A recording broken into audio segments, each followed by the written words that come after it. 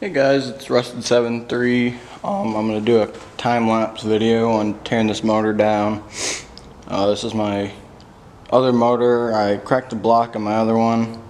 I'll end up doing a story about that later on, but right now I gotta get the heads off, get everything. I want everything torn down to just about the block. Leave the crank, pistons in there, everything else like that. Just leave that stuff in there. I'm gonna take the heads off. Turbo off, fuel pump off, fuel bowl off, brackets, everything. Everything's gonna come off, so I guess enjoy the time lapse.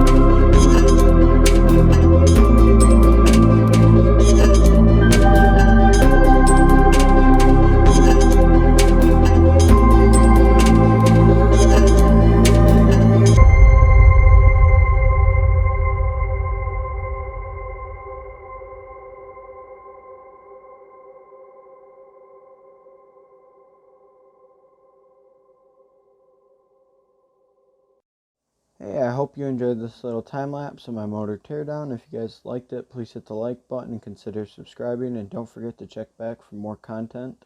Thank you and have a good day.